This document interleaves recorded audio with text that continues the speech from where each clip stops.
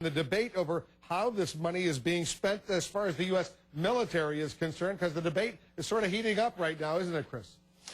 It sure is, Wolf, and the rules of this stimulus restrict how the Pentagon would spend its money.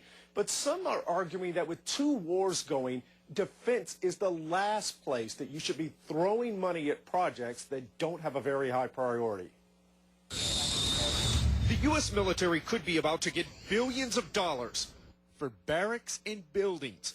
The stimulus package would allocate an estimated $3 billion for housing and facilities, more than $4 billion for hospitals and clinics, and $360 million for child care centers. There are defense projects that could be funded right now. House Republican Doug Lamborn argues the money should be going to weapons and equipment for troops on the front line.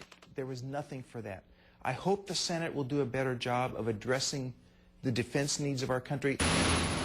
But Gordon Adams, who advised the Obama administration during the transition, says those kinds of contractors are already working at full capacity. They're already adding third shifts. They've already got full up on the production line. They can't go any faster. They can't go any bigger. The stimulus package stipulates speed over actual need. Projects that quickly create jobs, not necessarily what's at the top of the priority list. Just throwing money at the thing is a bad idea, both for economic stimulus and it's a bad idea for defense. Winslow Wheeler spent 30 years on Capitol Hill, working for both parties and the Government Accountability Office. High priorities we have in our budget these days are not things like more chapels and more daycare centers.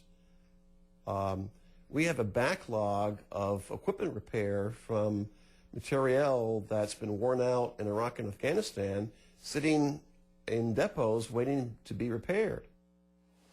Now, there is no doubt that new hospitals and housing would help a lot of military families.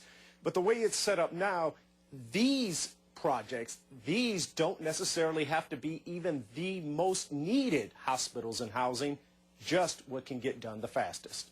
Wolf. All right, Chris, thanks very much. The stunning recording prosecutors want to use as evidence against baseball home run king Barry Bonds. You're going to hear it right now here in the Situation Room for the first time. And recordings of a very different kind.